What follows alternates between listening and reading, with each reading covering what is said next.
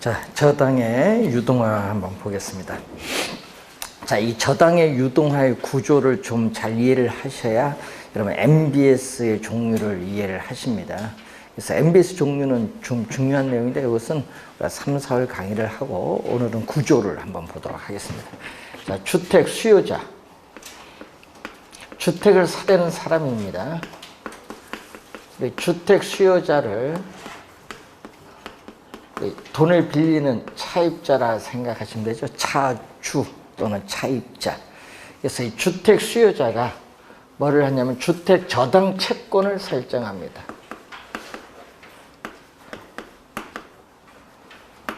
자, 주택 저당 채권을 설정해서 한국 우리가 주택금융공사의 보증을 받아서 이 보금자리론이라고 하거든요. 이게 고정금리입니다. 이 대출 실행일부터 만기까지 뭐가 된다? 고정금리가 돼요. 그래서 10년, 15년, 20년, 30년, 10년 이상의 장기 대출을 얘기합니다. 그래서 대출자인 금융기관. 자, 대출자인 금융기관, 뭐 은행이나 보험회사 등을 의미하는데 1차 저당 대출 기관이라고 해요. 그래서 1차 우리 저당 대출 기관이라고 하는데, 자, 은행은 우리가 관련해서 한정된 재원을 가지고 있어요. 예? 그래서 여러분이 대출을 해주는 재원이 무한정 존재하는 것이 아니라 한정되어 있다. 그래서 이 한정된 재원을 가지고 계속 대출을 해주다 보면은 이 돈이 부족해지죠. 문제가 생겨요. 여러분이 은행에 가서 돈 찾고자 하는데 돈을 지금 못 해줄 수도 있어요.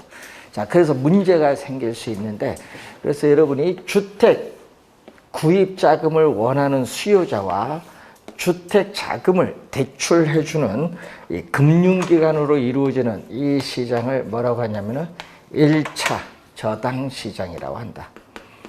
1차 저당 시장. 자, 이때 이 금융기관은 이 한정된 재원을 가져다 보니까 이 현금에 있어서의 유동성이 부족해지는 문제가 발생합니다. 유동성 부족에 따라서 이 주택 저당 채권이라는 이 자산을 매각을 해서 현금화를 해야 되는데 이게 어렵다는 얘기죠. 이 현금화가 어려운 위험을 우리는 저번 주에 배우셨던 용어 중에 유동성 위험이 있죠. 이 자산을 매각해서 현금화가 어려운 위험입니다. 이 유동성 위험이 계속 증가를 해요. 이 유동성 부족에 따르는 유동성 위험이 증가하기 때문에 이 문제를 해결하기 위해서 도입된 제도가 2차 저당시장이에요. 그래서 이 주택 저당 채권 자체를 우리는 금융기관은 자산으로 보유하다가 재원이 부족해지면요, 팔아야 돼요.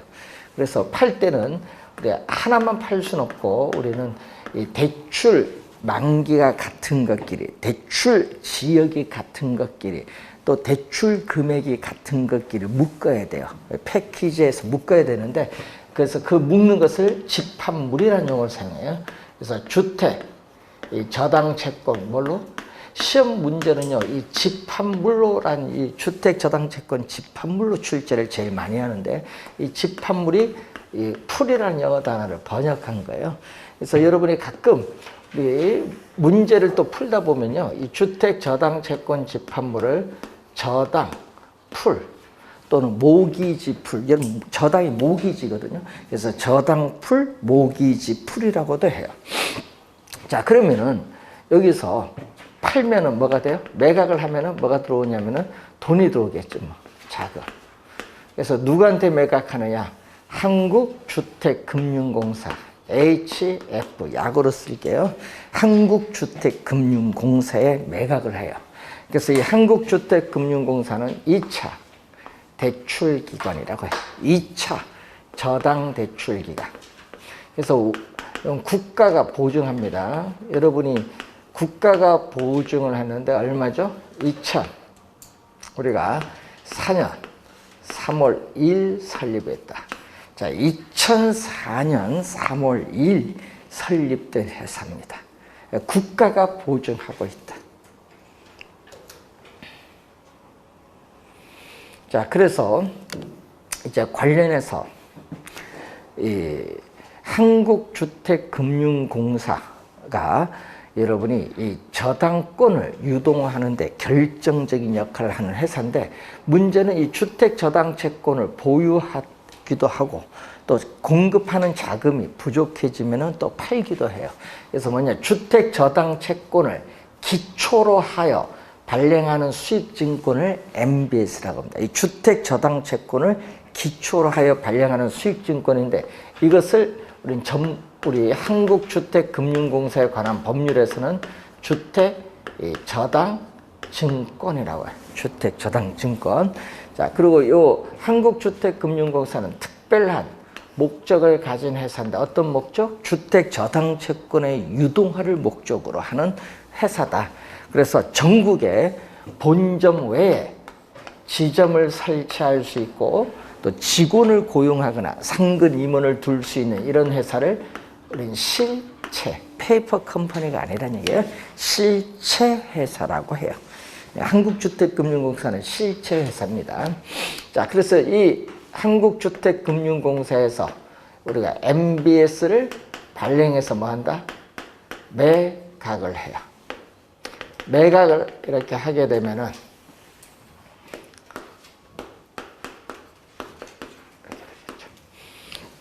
자, 투자자에게 매각해. 뭐 한국투자증권도 있을 거고, 뭐 우리 생명회사일 수도 있고, 뭐 하여튼 이렇게 매각을 합니다.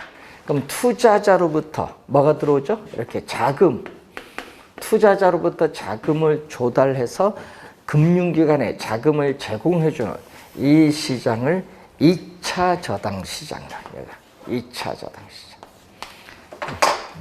자, 2차 저당시장이죠. 그래서 이 저당권, 여러분이 자산 유동화에 관한 법률이거든요. 1998년도에 나온 자산 유동화에 관한 법률에 의해서 우리는 주택 저당 채권을 하나의 상품으로 보고 우리가 시장에서 다른 사람에게 양도할 수 있도록 매각을 하는 겁니다. 이 저당권에, 그래서 유동화에 결정적인 역할을 하는 시장은 2차 저당 시장입니다. 자, 그리고 이 수요자는 주택 저당 채권을 설정해서 융자를 받기 때문에 1차 저당 시장과는 직접 관계는 있지만은 2차 저당 시장과 수요자는 아무런 직접적인 관계는 없다라는 거. 자, 이 흐름을 좀 잘 봐두셔야 되는데, 그래서 2차 저당 시장에서 1차 저당 시장으로 우리는 자금을 공급을 한 겁니다. 그래서 우리나라는 언제부터 MBS를 2000년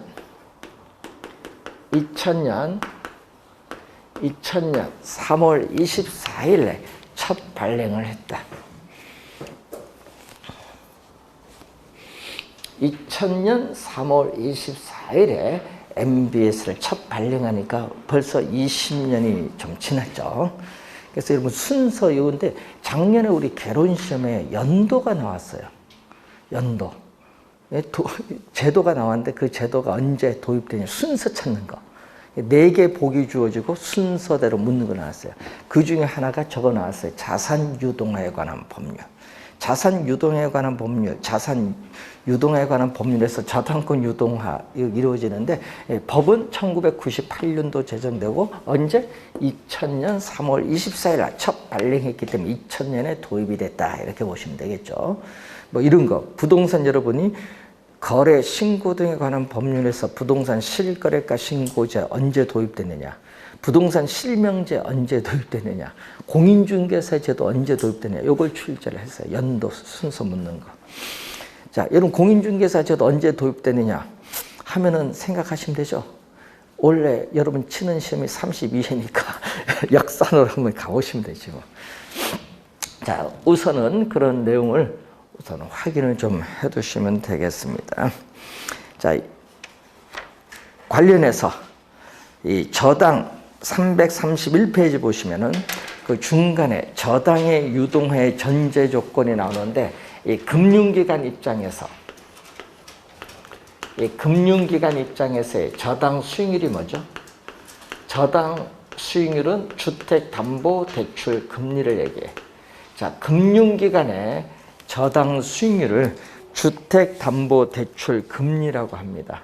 자, 이것은 2차 저당시장에서 판매하는 MBS 수익률과 비교를 했더니 어디가 여기에 더 높아야 매각을 하겠죠. 주택 저당 채권을. 또 투자자 입장에서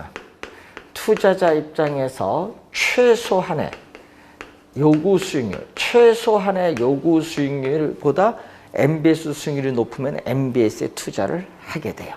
자, 그래서 이러한 우리 전제 조건을 갖추고 있어야 한다. 그래야 저당의 유동화가 훨씬 더 원활해진다. 이렇게 보시면 되겠습니다. 자, 여러분이 요 기본적 개념을 아시고 333페이지의 MBS 종류는 우리가 서울 때 요 원리를 알고 공부하시면 훨씬 더 쉽게 되는데 그 종류 4가지는 우리가 나중에 배우도록 하시고, 자, 여러분 교재로 또 넘어와서 339페이지로 오시면은 이 주택연금이 나와요. 자, 여러분 요즘에 연금 얘기가 많이 나오고 있는데 이 주택연금인데 뭐를 담보? 주택담보. 신용담보가 아닙니다. 주택을 담보로 해서 이 주택 소유자가 한국주택금융공사에 뭐를 받는다? 보증서를 받아서 금융기관에 제출하면요, 이 금융기관으로부터 매월 일정한 금액을 연금의 형식으로 대출받는 제도입니다. 그러니까 여러분 노후 생활자금 용도로 받는 거죠. 노후 생활자금. 자, 그런데 이 주택연금은요, 중요한 특징들이 있어요. 주택연금은 우선 평생 동안 담보 대상이 되는 주택에 거주할 수 있어요. 평생 거주, 또 평생 동안 매월 일정한 금액을 연금으로 지급받아요. 그러니까 평생 거주, 평생 지급이라는 중요한 우리가 장점을 가져요. 평생입니다. 자, 그리고 또 중요한 장점 중에 하나가 국가가 공적으로 보증하고 있어요. 그럼 국가가 보증한다는 건 뭐죠? 주택연금 중단 위험이 없다는 거예요. 자, 여러분 우리 국민연금, 여러분 우리 많이 듣는 국민연금은 국가가 보증하고 있지 않습니다. 그러니까 뭐가 돼요? 국가가 보증하지 않기 때문에 어떻게 돼요? 연금이 고갈되면은 어떻게 돼요? 여러분 연금을 못 받을 수 있죠. 그러니까 잘 관리를 해야 돼요. 국민연금 같은 거는 전문가들이 잘 관리해서 운영을 해야 됩니다. 그래서 제일 하니까 뭐 요즘 뉴스 나오는 거 보면 국민연금이 뭐 한 2050년 후반 가면 뭐 고갈 내니 뭐 얘기 나오는데, 그래서 뭐 국가가 보증하는 걸로 바꿔야 되냐 뭐 얘기하는데, 바꾸려면요 미리 했어야 돼요. 쓸데없는 말인데 연금 계획을 빨리빨리 해야 돼요. 우리나라 연금, 사학연금 있죠, 국민연금 있죠, 군인연금 있죠, 공무원연금 있죠. 이거 빨리 계획을 해야 됩니다. 그래서 왜 계획을 하냐? 여러분이 너무 지급이 많아져 앞으로. 자, 그래서 우선 주택연금은 국가가 보증한다는 거 하나 잘 기억해 두시고, 또 세제상 혜택이 있어요. 자, 여러분 우리 주택 사면요, 국민주택채권 여러분 사야 돼요. 주택 사면은. 자, 그리고 요즘 뉴스에서 많이 나오는 게 증여 많이 나오죠. 뉴스 보면은 이제 자식들한테 뭐 아파트를 증여한다 뭐 그런 얘기도 많이 나오는데, 이 증여를 할 때도요 국민주택채권을 매입을 해야 돼요. 그럼 예를 들어서 6억짜리 아파트를 증여를 한다. 그러면 거기에 관련해서 이 증여에 따른 취득세도 내야 되고, 그게 요즘 몇 프로죠? 요즘 뭐 세금이 옛날에는 3% 정도였는데 요즘 뭐 12% 바뀌어서 뭐 하여튼 이 세금이 많아요. 국민주택 채권 또 매입을 하는데 그게 또 한 1,000만 원 가까이 돼요. 그러니까 여러분 요걸 매입을 면제해줘. 연금 가입을 할 때는 국민주택 채권 매입 의무를 뭐 한다? 면제해줘. 좋죠. 그리고 이자가 있잖아요. 예? 이 대출 받은 거니까 이자 비용에 대해서 연간 200만 원까지는 세액 공제가 됩니다. 좋죠. 또 이것도. 자, 그런 점이 좋아요. 또 주택 가격 5억원까지는 뭐가 돼? 재산세 25%는 감면해줘요. 재산세에 대해서. 그런 세제상의 혜택이 있습니다. 자, 그런데 또 합리적인 상속이 가능하다. 자, 이 합리적 상속이 가능하다는 것은 주택 처분 가격이 있을 거예요. 자, 여러분, 우리 주택 소유자와 배우자 사망을 하면은 주택을 처분을 하거든요. 그러면 이 주택을 처분했을 때 가격과 연금 지급 총액이 있어요. 연금 지급 총액인데, 자, 연금 지급 총액이 5억이다. 주택 처분 가격이 7억이다. 그러면 어떻게 돼요? 이렇게 되죠. 뭐 얼마 남아요? 2억. 이 남는 부분은 채무자인 상속인에게 지급을 해요. 그런데 문제는 주택 가격이 급락을 해서 사기 됐다. 연금은 얼마? 5억인데. 그러면 어떻게 돼요? 1억이 부족하죠. 이 1억이 부족합니다. 이 부족한 부분에 대해서는 국가가 보증했기 때문에 국가 부담이에요. 그러니까 채무자인 상속인에게 별도 청구 없음. 국가 부담. 좋죠. 남으면 주고요. 모자라면 국가가 부담하는 거예요. 국가가 보증했겠죠, 지금. 상당히, 그래서 합리적 상속이 가능하다. 근데 여러분, 연금 가입을 할 때는요, 자녀의 동의를 요하지 않습니다. 그래서 언제 도입했냐면, 이게 2007년도 도입을 했는데, 2007년도 이때 도입을 할 당시는, 이 여성분의 생존, 했더니 84세, 남성분은 82세 그때. 그래서 84세를 기준으로 해서 연금을 설계했어요. 연금을 84세 기준 잡아서. 처음 도입을 할 때는 이 금리가 상당히 낮게 적용을 했어요. 도입이 뭐니까 활성화시키기 위해서. 지금은요, 많이 가입을 했죠. 예? 그래서 특히 이제 명절이 지나면 주택연금 가입자가 늘어난대요. 이유는 모르겠지만 명절이 지나면 가입자가 늘어난다고 합니다. 자, 문제는 부모님이 있잖아요. 예? 부모님 연세 드신 분들이 가끔 나올 돈이 없는데 돈을 펑펑 쓰신다. 그러면은 어떻게 돼요? 합리적 의심을 하셔야 돼요. 요거 가입을. 예? 그래서 처음 도입을 할 때 그분이 한 70세 정도, 처음엔 65세였거든요. 지금은 낮췄는데 처음 도입할 때. 그래서 그분이 이제 8억짜리 아파트, 예? 이 8억짜리 아파트를 연금 가입을 했더니 그때 당시로 월 340 가까이 나왔어요. 340이 언제 받아서 그분이 70세쯤에 가입을 했는데 아직도 생존하시거든요. 이분이 지금까지도 월 얼마 받아? 340 계속 받아요. 언제까지? 돌아가실 때까지. 좋죠. 여러분, 8억짜리 아파트, 그래서 연금 자기 돌아가시면 뭐 관계없지만 하여튼 매월 그걸 받아서 풍족하게 쓰시는 거예요. 그때 그걸 받아서요, 전 세계 여행을 잘 다니셨어. 그거 봤죠? 예? 그러니까 돈은 풍족해잖아요. 그럼 연간 해서 봄, 여름, 가을, 겨울 잘 돌아다니셨습니다. 예? 그 연세에 또 대학교도 가시고, 예? 젊은 사람하고 같이 공부를 배우겠다 해서 대학교 다시 입학하시고, 그래서 지금도요, 한 70세 정도, 뭔데 60 몇 세처럼 보여. 완전히 동안처럼 보여요. 그만큼, 예? 연금이 좋은 일을 많이 하는 것 같아요. 자, 연금 거기 보시면요, 가입 가능 연령이라는 게 있는데, 주택 소유자 또는, 여러분, and 아닙니다.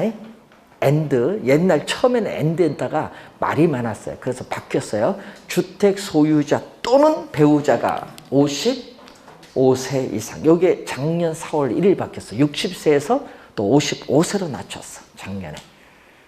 4월 1일. 그러니까 얼마 안 됐죠. 4월 1일이니까 1년도 아직 안 됐는데 55세 이상이 되겠고, 자 거기 봤더니 확정기간 방식이 나오죠. 연소자가 얼마? 만 55세에서 74세. 여러분 아까 제가 84세 기준했죠. 그럼 74세는요. 확정기간, 고객이 선택한 기간이 있는데 그 기간이 10년이야. 74세는. 55세는 몇 년? 30년. 그래서 확정기간이요. 10년, 15년, 20년, 25년, 30년 5개가 있는데 그걸 얘기하는 거예요. 확정기간 10년이 할 때는 74세고 그리고 55세는 30년이다 이 얘기입니다. 자 그렇게 보시면 되겠고, 거기에 보시면은 우대 방식은 우대형 주택연금이라는 게 있어요. 우대 방식은 주택 소유자 또는 배우자가 만 65세 이상이다. 뭘 경우? 기초연금 수급자예요. 자 그리고 여러분 이제 넘어가서 340페이지 보시면은 주택 보유 수가 나오죠. 부부 기준 우리가 9억 원 이하의 주택 소유자인데, 이때 여기서 주의할 건 이 9억 원이라는 의미는 시가가 아니라 바뀌었어요. 공시가격입니다. 공시가격 등이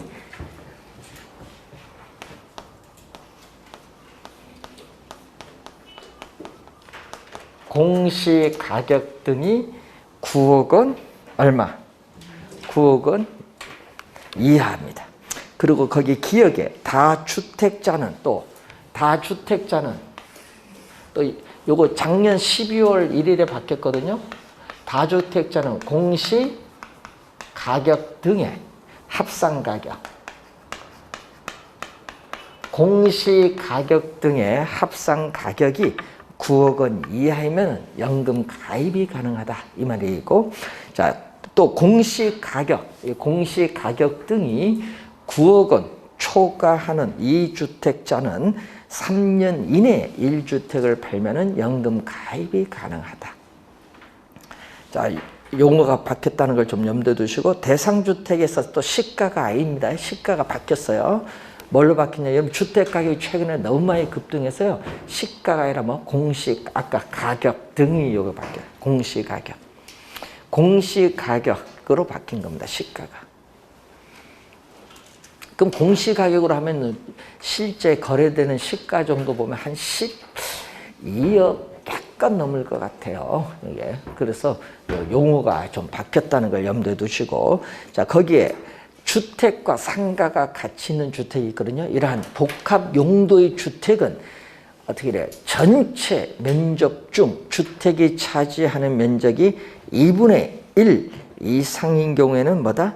가입이 가능하다. 자, 그리고 거기에 또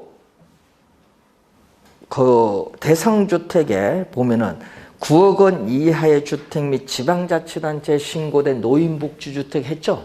여기서 또 하나 첨가를 해야 되는데, 여러분 또 여기 작년 12월 1일 또 개정이 돼서 또 들어온 게 있어요. 또 포함되는 게 주거 목적 있죠? 주거 목적에 오피스텔도 어떻게 돼요? 포함이 된다. 예? 여기 또 도입이 됐어. 이제 여러분 지방자치단체에 신고된 노인복지주택만 들어가는 것이 아니라 또 하나 더 들어갑니다. 이거 주거 목적에 오피스텔도 포함한다.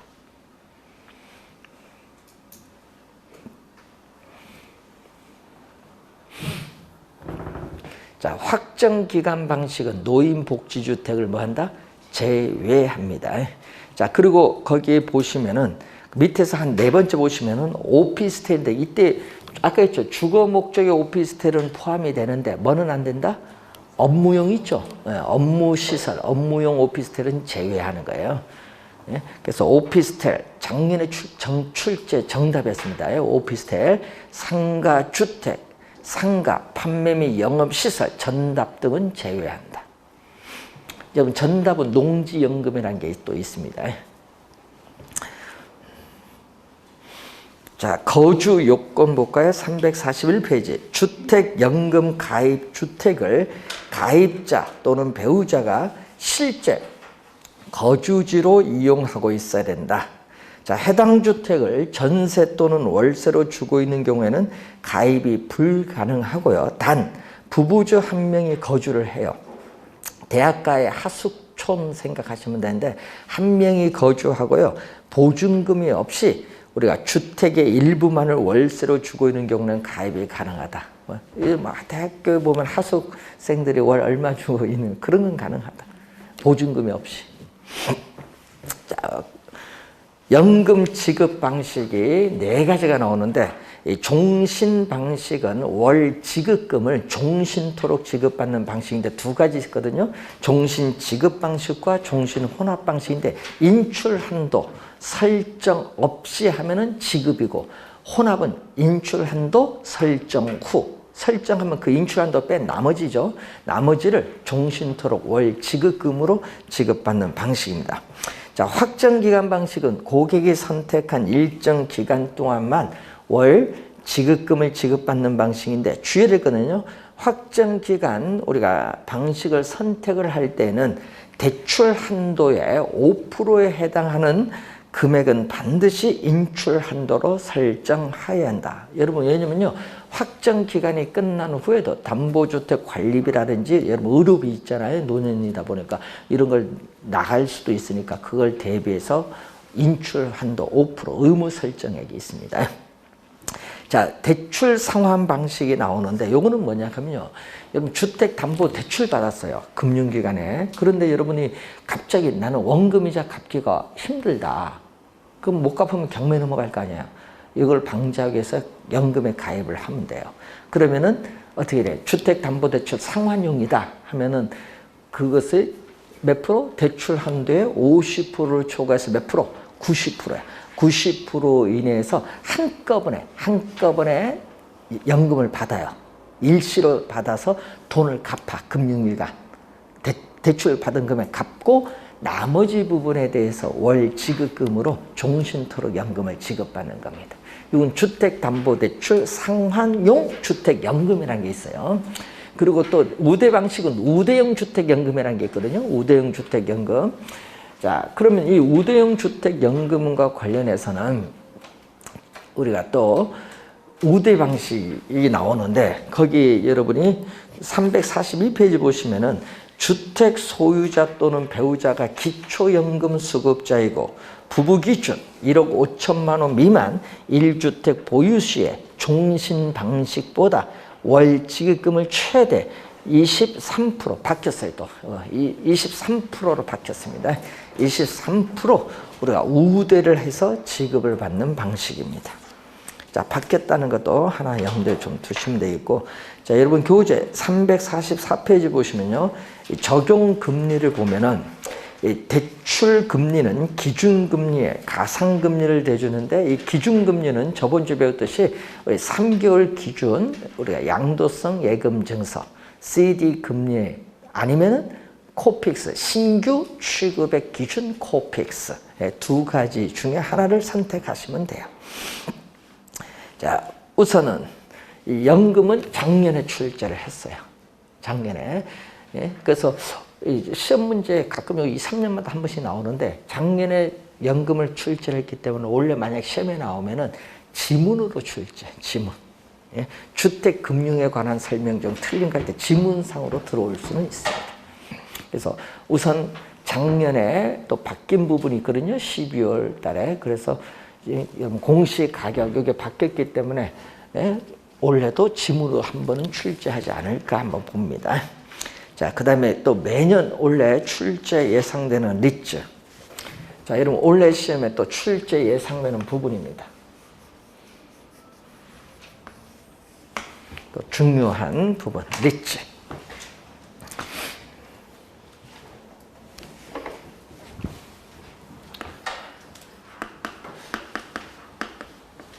자, 요거 읽으실 때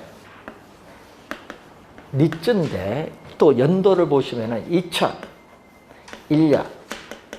자, 2001년 2월 달에 임시국회를 통과해서 언제부터? 7월 1일부터 시행한 제도죠. 그러면 이때 뭐가 통과됐냐 하면 부동산 투자회사에 관한 법률. 자, 부동산 투자 회사에 관한 법률이 통과가 돼요. 그래서 니츠를 우리 뭐라고 번역을 한다? 부동산 투자 회사라고 번역을.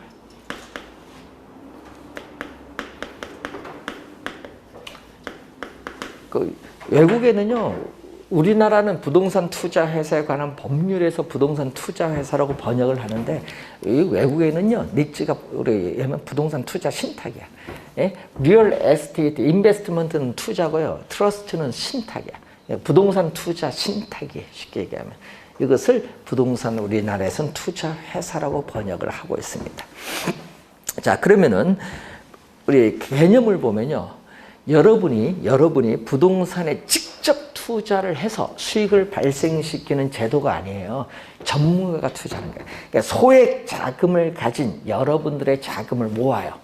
대규모 자금을 만들어서 자산 운영 전문 인력, 이 전문가가 부동산 개발 사업이라든지 임대주택 사업이라든지 또는 부동산 관련 증권 등에 투자를 합니다. 그래서 발생한 수익을 여러분들에게 투자한 지분에 따라 뭘로 줘요? 배당. 지분에 따라 배당의 형식으로 되돌려주는 제도입니다. 본인이 직접 투자하는 것이 아니죠. 그렇기 때문에 뭐다? 본인이 직접 투자하지 않은 것은 뭐다? 간접 투자이면서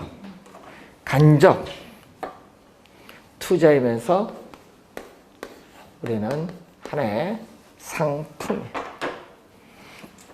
자, 그리고 이 증권회사에 가면은 뮤추얼 펀드라는 게 있는데, 여기에 빗대서 소액 자금을, 대규모 자금을 만들어서 투자를 한다는 의미죠. 그래서 이 증권회사의 뮤추얼 펀드에 빗대서 부동산에 뭐라고 하냐면은 뮤추얼 펀드라고 해요. 부동산의 뮤추얼 펀드라고 얘기를 합니다.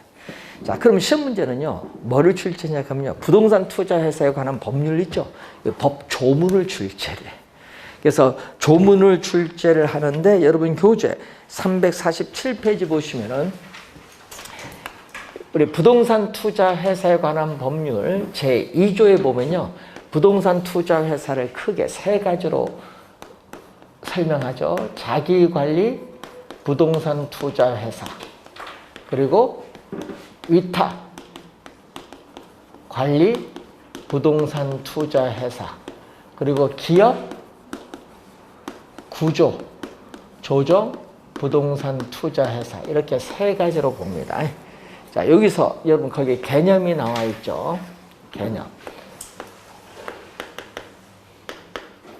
개념이 우선 나오는데, 여러분 개념 중에서 어느 거, 자기관리가 한 4번 정도 출제를 했어요. 개념 4번 정도 출제를 한 건데 시험에 많이 나오거든요. 자산 운영 전문 인력을 포함한 임직원을 상근으로 두고 자산의 투자 운영을 직접 수행하는 회사를 자기관리 부동산 투자 회사라고 해요. 그리고 자기관리 부동산 투자 회사는 뭐냐? 전국에 본점 외에 지점 설치할 수 있고 직원을 고용하거나 상근 임원을 둘 수 있다. 이걸 뭐라고 하죠? 실체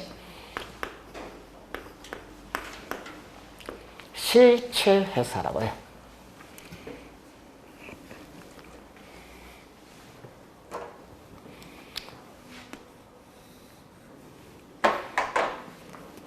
자, 위탁관리 부동산 투자 회사는요, 요거는 2년 전에 또 개념이 또 출제했어요. 자산의 투자 운영을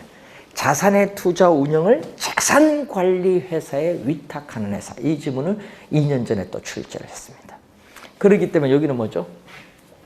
여기는 자산의 투자 운영을 자산관리회사에 우리가 위탁을 하는 거죠. 그렇기 때문에 여기는 본점 외에 지점을 설치할 수 없고 직원을 고용하거나 상근 임원을 둘 수 없는 요거 페이퍼 컴퍼니라고 해요.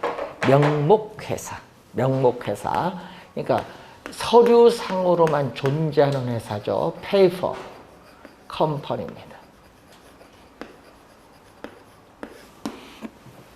자, 우선 요 관련해서 한번 또 보시고, 시험 문제 또 우리가 많이 나오는 지문 중에, 자, 거기에 여러분이 법 조문을 한번 볼까요?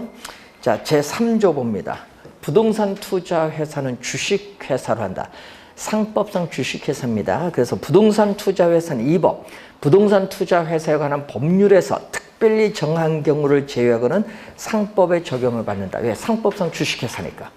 자, 세 번째, 부동산 투자 회사는 그 상호에 부동산 투자 회사라는 명칭을 사용하여야 한다. 하여야는 반드시란 얘기죠.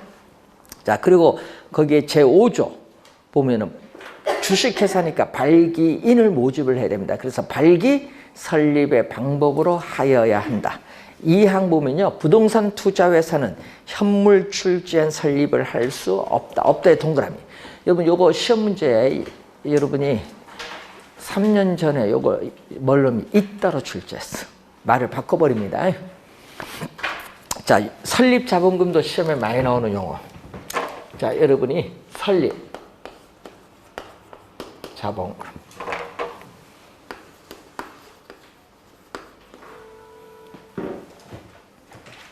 자, 자기관리 부동산 투자 회사의 설립 자본금은 얼마? 5억 원 이상으로 한다. 위탁 관리 부동산 투자 회사 및 기업 구조조정 부동산 투자 회사의 설립 자본금은 3억 원 이상으로 한다. 자, 그래서 특히 이쪽에서 또 정답을 많이 묻죠. 시험에 요 두 가지를 또 많이 나오는데 거기 제10조 보시면요, 최저 자본금이 나와요. 자, 자기 영업 인가를 받거나 등록을 한 날부터 6개월까지를 최저 자본금 준비 기간이라고 합니다. 자, 그래서 영업 인가를 받거나 등록을 한 날부터 6개월이 지난 자기관리 부동산 투자 회사의 자본금은 얼마? 여기는 70억 원 이상이 돼야 된다. 그럼 70억 원이 최저 자본금이 되지. 그런데 뭐는 또 요 두 개, 위탁 관리와 기업 구조 조정은 얼마? 여기는 50억 이상이 되어야 한다. 50억이 최저 자본금. 요 두 개는 6조와 10조는 시험에 자주 출제를 하고요. 또 11조의 2도 요것도 시험 문제 한 4번은 나온 것 같아. 자, 거기에 보시면은 위탁 관리 부동산 투자 회사는 본점의 지점을 설치할 수 없으며, 없음의 동그라미. 요걸 또 있으면 이렇게 또 많이 바꾸고, 또 직원을 고용하거나 상근 임원을 줄 수 없다. 없다에 또 동그라미. 요것도 없다를 있다로 또 많이 냅니다. 말을 바꾸죠. 자, 14조의 8, 2항 보세요.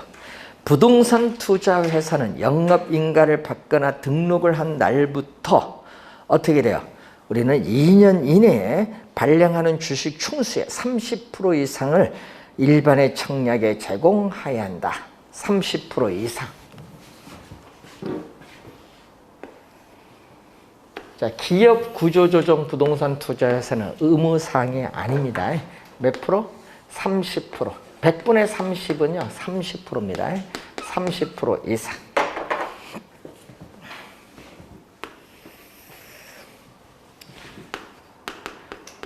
자, 그리고 거기 15조 1항을 보면은 주식 분산인데, 요걸 여러분이 2년 전 30회 시험에는 요걸 또 뭘로 출제냐 그러면 주식 분산 대신에 요걸로 출제했어. 1인당 주식 소유 한도로 출제를 말을 바꿔서 해버렸어요. 2년 전에 시험에. 자, 그래서 15조 1항 봅니다. 주주 1인과 그 특별 관계자는 최저 자본금 준비 기간이 끝난 후, 자, 끝난 후에는 부동산 투자 회사가 발행하는 주식 총수의 몇 프로? 50%. 50%를 초과하여 주식을 소유하지 못한다. 예, 요것도 몇 프로? 여기서 50%. 100분의 50. 100분의 50. 50%를 뭐? 초과. 50%를 초과하여 주식을 소유하지 못한다. 기업 구조조정 부동산 투자 회사는 어떻게 돼요? 적용하지 않는다.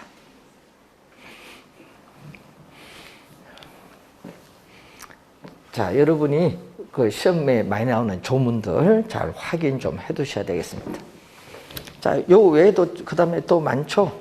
현물 출자 19조로 한번 가볼까요? 부동산 투자회사는 영업인가를 받거나 등록을 하고 최저 자본금 이상을 갖추기 전에는, 자, 갖추기 전에는 밑줄. 자, 현물 출자를 받는 방식으로 신주를 발행할 수 없다. 없다를 또 뭘로? 있다로 출제 많이 합니다. 없다. 자, 그리고 2항 보세요. 부동산 투자회사의 영업인가 또는 등록 후에 부동산 투자회사의 현물 출자를 하는 재산은 다음에 어느 하나에 해당해야 된다. 5개 중에 어느 하나만 돼요. 부동산, 지상권, 임차권 등 부동산 사용에 관한 권리라든지 신탁이 종료된 때에 신탁재산 전부가 수익자에게 귀속하는 부동산 신탁의 수익권, 부동산 소유권의 이전 등기 청구권, 공익사업을 위한 토지 등의 취득 및 보상에 관한 법률에 따라 공익사업의 시행으로 조성한 토지로 보상을 받기로 결정된 권리를 대토보상권이라고 합니다. 이 5가지를 의미합니다. 자, 그리고 여러분 교재에 또 한번 뭐 읽어보시면 되는데 거기 353페이지에 25조 자산의 구성 한번 볼까요? 부동산 투자회사는 최저 자본금 준비 기간이 끝난 후에는 매분기 말 현재 우리 4분기가 있잖아요. 매분기 말 현재 총 자산의 80% 이상을 부동산 관련 증권 및 현금으로 구성하여야 한다. 이 경우 총 자산의 70% 이상은 부동산이어야 한다. 이어야 한다는 것은 반드시라는 얘기죠. 자, 그리고 2항 보세요. 부동산 투자회사는 부동산 등 자산의 운영에 관하여 회계 처리를 할 때에는 금융위원회의 내모, 시험 문제는요 국토교통부로 출제해버립니다. 국토교통부가 아니라 금융위원회입니다. 정하는 회계 처리 기준에 따라야 된다. 그럼 국토교통부가 아니라 누구? 금융위원회.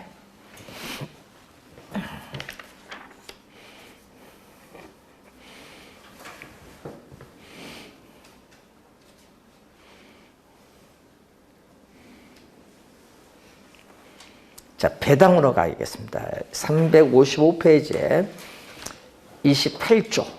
부동산 투자회사는 해당 연도 이익 배당 한도의 90% 이상을 주주에게 배당하여야 한다. 이 경우 이익준비금은 적립하지 아니한다. 2항 볼까요?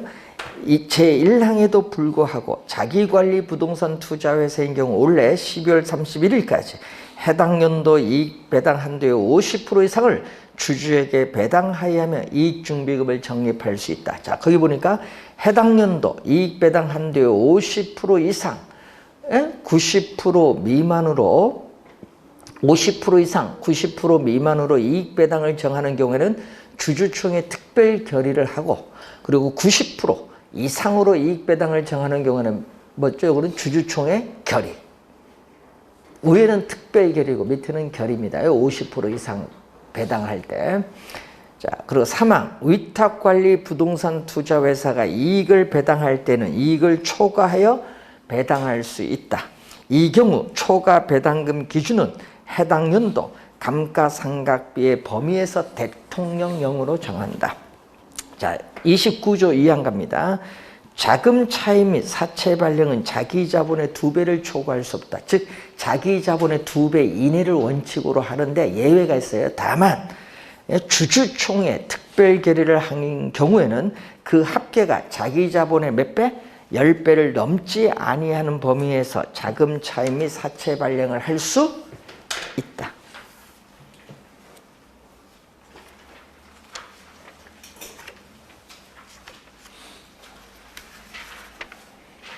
올해 시험 문제는 요즘 계속 법조문 있죠? 법조문 출제하는데 여기서 여러분 특히 최저 설립 여기서 정답을 많이 물어요.